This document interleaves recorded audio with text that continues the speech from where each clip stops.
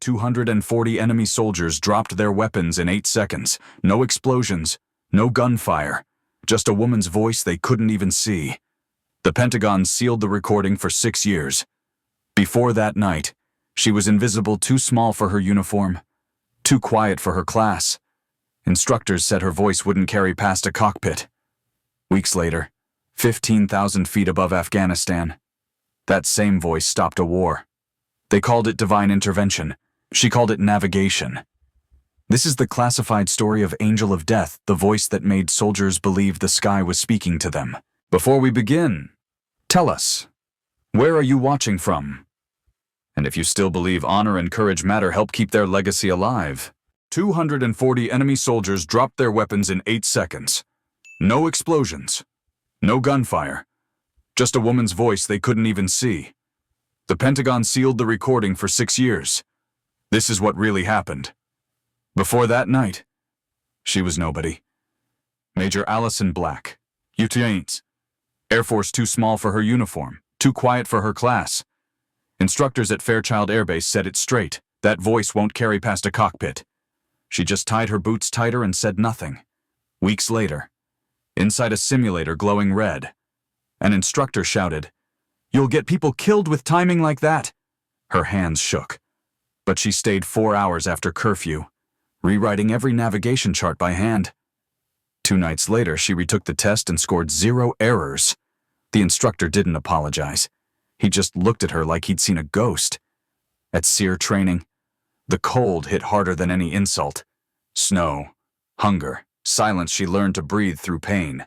A sergeant barked, "Your voice is too soft. You'll vanish in a firefight." She answered quietly, "Then I'll speak when it counts." The other recruits laughed. She outlasted all but 2.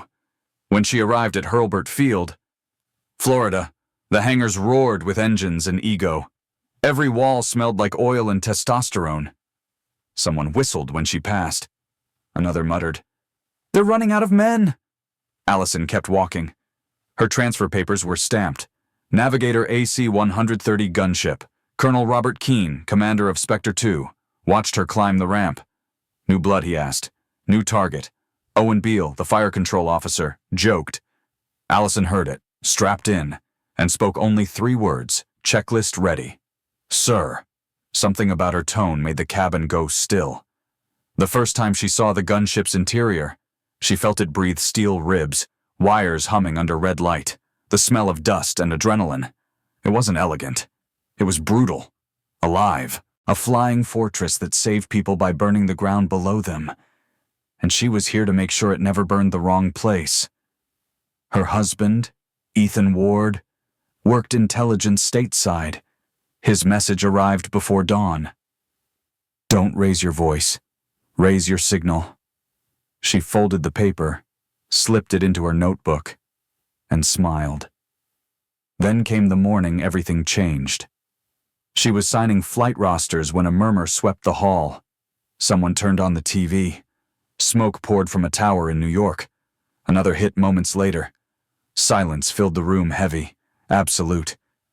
By sunset, orders flooded in. Every plane, every crew.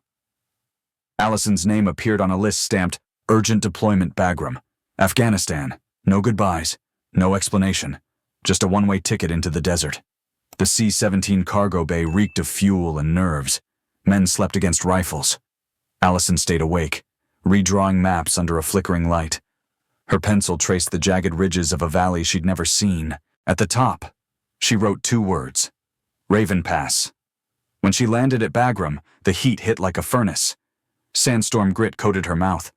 Engines wailed in every direction, chaos wrapped in camouflage. The briefing officer handed her a headset. "You're Ghost Eye now," he said. "Keep us alive." That night, she studied the terrain again by lantern glow. Raven Pass sat near a cluster of refugee shelters too close to a known insurgent route. Her new crew sprawled nearby, joking, smoking, ignoring her. Beale called across the tent. "You ever done this in live contact?" "Ma'am." She looked up. "No, but that's why I'm here." He nodded, half impressed, half wary. At 02:00 hours, an engine test shook the walls. The gunship roared like an animal ready to be unleashed. She stepped outside, notebook in hand, hair whipping in the wind. Every sound was sharper here, every silence heavier. She found a quiet spot behind the fuel trucks, sat on a crate, and wrote one line across the top of a blank page.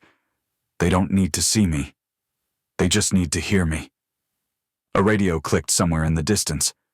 The sky above Afghanistan was clear and starless, black as graphite. In less than a week, her voice would cross that sky and the world would never forget the sound. The desert night was so cold it burned. Engines whispered under the dark belly of Spectre 2, the AC-130 gunship assigned to patrol the valley known as Raven Pass. Major Allison Black tightened her harness, headset pressing against her jaw. This was her first real mission. No simulations, no second tries. Ghost Eye.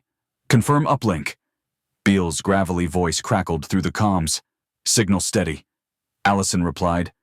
Her screen glowed pale green, painting the mountains below in ghostly lines. 5 unmarked trucks crawled through the ravine. No insignia, no friendlies logged. We've got range, Beale said. Negative. Allison answered. Civilians still inside the perimeter. He looked at her like she'd spoken another language. Ma'am, if they're carrying, we don't get a second chance. She met his stare. We don't shoot until we're sure. The tension hung heavy in the cockpit. Colonel Robert Keene watched silently from the command seat. A single bead of sweat rolled down his temple. Below them, the convoy edged closer to a refugee shelter made of mud walls and tarp roofs. Every second felt like a countdown. Static hissed. Ghost team to Spectre 2, came a faint voice. Pinned down. East Ridge. Requesting overwatch. Copy, Allison said. We have eyes. Her radar pulsed 4 heat signatures moving fast toward the civilians. 2 more following with trucks. 2 minutes to impact. Mendez called out. Keene's hand hovered above the authorization switch. Do we have target ID? Allison scanned the feed again. Negative. They're not transmitting. Then assume hostile, Beale snapped. Assume nothing, she countered. A harsh gust shook the aircraft. The engine growled, and someone cursed under their breath. Ma'am, Keene said, we're running fuel low. You need to decide. Allison's pulse hammered in her throat. She remembered her instructor's words.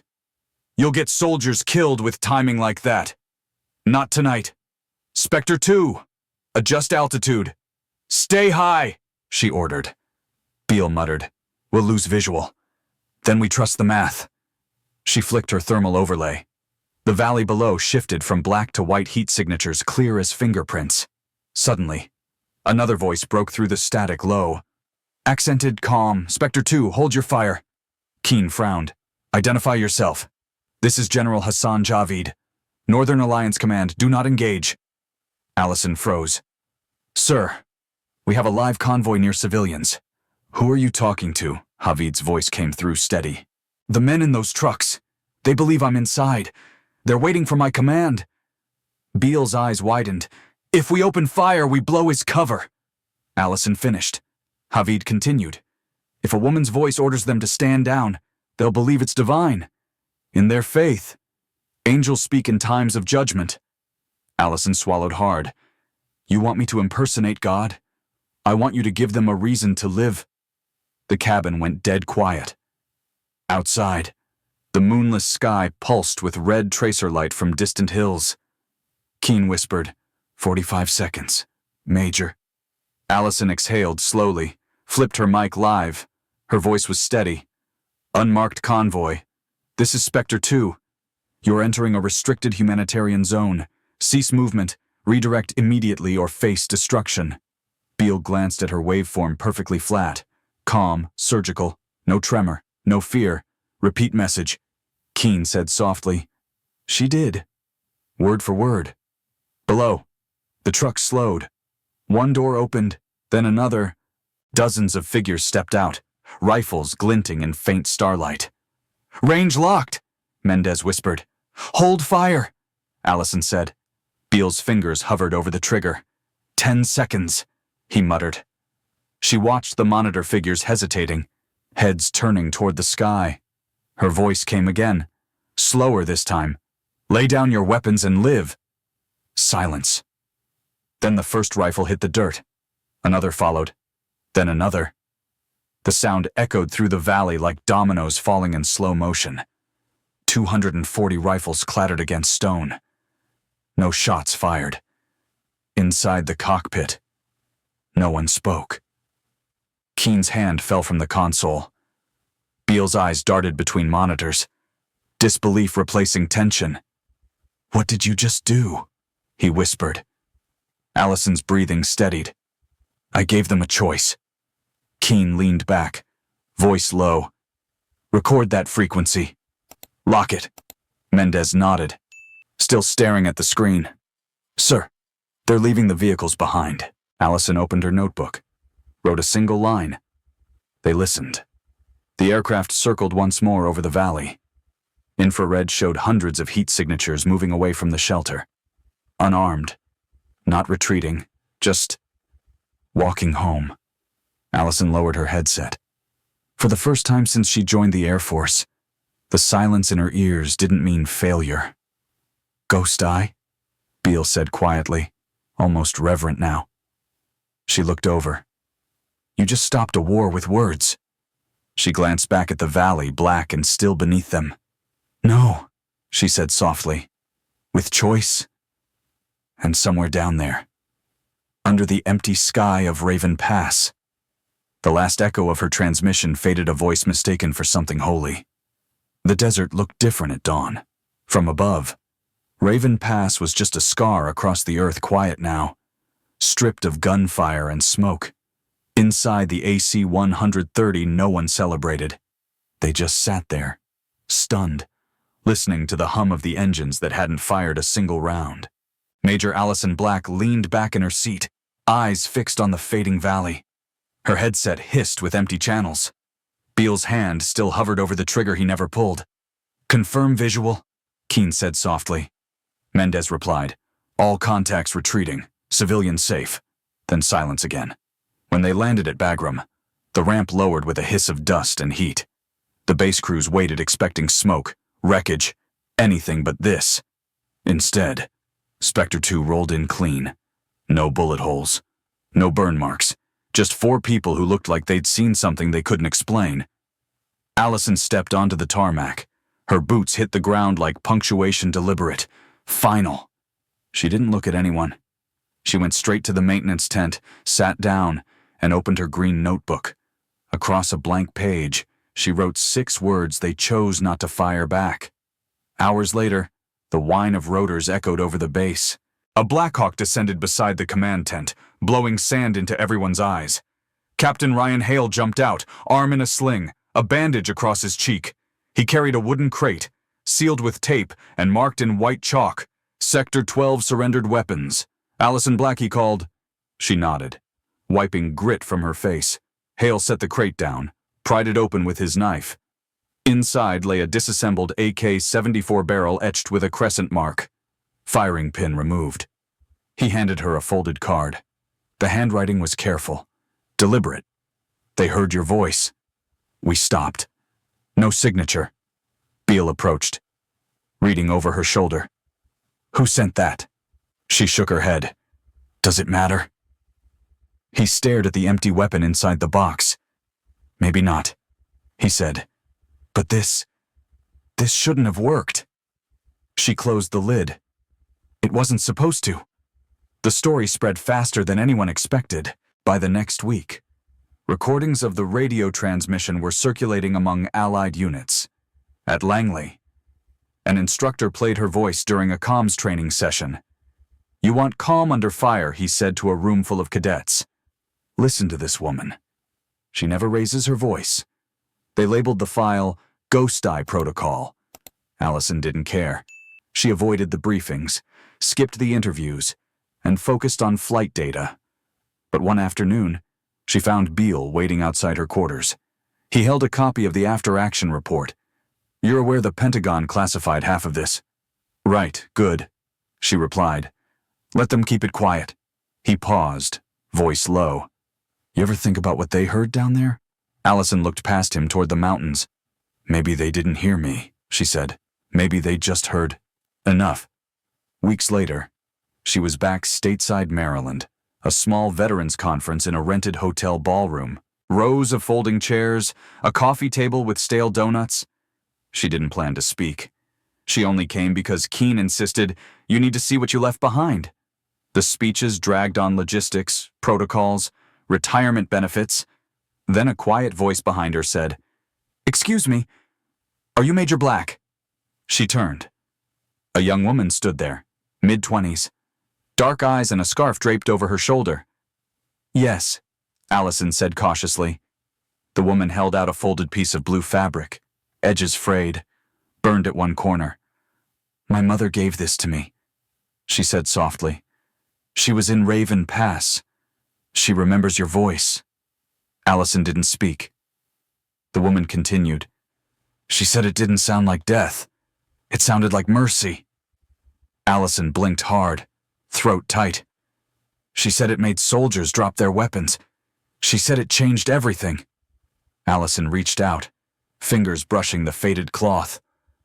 It was part of a burqa, torn during the chaos. The fabric felt impossibly light and heavier than anything she'd ever held. "My mother wanted you to have it," the woman said. "She told me to tell you because of that night. I joined the Afghan Air Academy. I'm here on exchange." For a moment, Allison couldn't find her voice. Then she smiled faintly. "You're a pilot." "Not yet," the girl said. "But I will be." Allison handed the cloth back, but the woman shook her head. "It's yours now." When the woman walked away, Allison sat for a long time, staring at the blue fabric in her lap. Then she pulled her notebook from her bag, opened to a fresh page. Her handwriting was smaller now, steadier. Sometimes the loudest weapon is silence. She closed the notebook gently, like sealing a secret. Outside, the sky was streaked with contrails from training jets. Their sound rolled like thunder over the conference hall, distant, fading, familiar. Allison looked up and whispered under her breath, "Stay high, hold your course."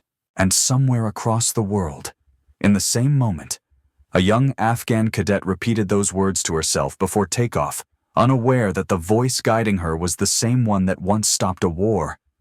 The morning air at Hurlburt Field was damp with salt and jet fuel. Years had passed since Raven Pass, yet to most on base, Major Allison Black was just another instructor. She preferred it that way. Her office was tucked at the end of the hallway, one desk, 2 maps, and a coffee mug that read, "Precision over Pride." She taught navigation now. Rows of cadets barely old enough to remember the war. They never asked about her service record. They only saw a quiet woman who spoke softly and corrected them in red ink. "Anyone can talk loud," she'd tell them. "Clarity saves lives." They nodded, half listening, unaware that her voice had once changed the course of a battle.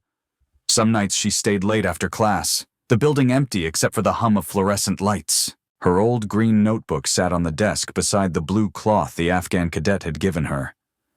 Both were reminders of a night the world forgot, and she could never escape. The pages smelled faintly of dust and engine oil. Every time she opened it, she heard the faint echo of the radio hum. One evening, as rain swept across the tarmac, Owen Beale appeared in her doorway. He looked older now, his hair silver at the temples, his posture still military straight. He carried a folder marked Declassified Raven Pass. "Thought you should see this," he said. Inside were photographs, grainy satellite shots of the valley. Hundreds of rifles lay in neat rows, barrels pointed away, untouched by rust. Locals had built a small monument there, a stone arch painted with a single phrase in Pashto, "The ground of decision." Beale tapped the photo. They turned it into a memorial. For peace. Allison studied the image. "Don't call it a monument," she said quietly. "Call it proof." He hesitated, then slid another photo across the desk. It showed a young Afghan woman in uniform, standing beside a training aircraft, helmet in hand. At the bottom was her name, Cadet Aisha Rahimi. Beale smiled. "Recognize her, Allison did? The same woman from the conference? She graduated top of her class," Beale added. Says she learned to fly listening to your recording. Allison exhaled slowly. That voice wasn't meant to last. Beale shrugged. Some things outlive orders. He left the folder on her desk and walked away, boots echoing down the hall. She stared at the photos long after he was gone. The next week, she visited the base museum, a small building at the edge of the runway filled with dusty uniforms and fading photographs. She carried her green notebook and the piece of blue fabric. A young curator looked up from his counter. "Can I help you?" "Ma'am, I'd like to donate these," she said. He smiled politely. "For which exhibit?" "Flight history," she answered. He hesitated. "You sure? I think they'd belong in the special operations section." She shook her head. "No, just flight history. That's all it ever was." He took the items gently, sealing them in a labeled case. When she turned to leave, he called after her. "Ma'am, what should the plaque say?" Allison paused, then replied, "Don't mention me. Just write this. Sometimes the loudest weapon is silence." The curator wrote it down without question. That night, she walked alone along the runway. The rain had stopped, but the air still smelled of lightning. She could see the glow of aircraft lights blinking across the horizon, the rhythm of machines built to fight, but sometimes to save. A whisper of memory brushed her ear. "Lay down your weapons and live." It sounded as clear as it had that night in the valley. 6 years later, the Pentagon declassified one file. It's titled Divine Voice Protocol. The report confirmed what many had only guessed, that a single AC-130 transmission had halted a battle and saved over 200 lives. The file included her waveform, perfectly steady across the recording. In the margin, a colonel had written one note: "Recommend study of psychological impact, auditory authority in crisis." No one mentioned her name. In Kabul, a news segment aired footage from the monument at Raven Pass. An old villager stood beside the rifles, speaking through a translator. "We surrendered because the sky sent a woman," he said. "We thought it was a test from God." Across the ocean. Allison watched in silence from her kitchen table. When the interviewer asked if she knew people saw her as divine, she smiled faintly. "I just knew what they needed to hear," she said. Navigation isn't about distance. It's about bringing people home. A few months later, Cadet Rahimi's graduation photo arrived in the mail. On the back was a single line: "Stay high. Hold your course." Allison placed it inside the notebook's final page and closed it for good. The museum lights dimmed after hours. Through the glass case, her notebook lay open to that same page. Beside it, the blue fabric glowed faintly under the display light. A small brass plaque read, "Donated by Major Allison Black, AC-130 Navigator, Raven Pass, 2002.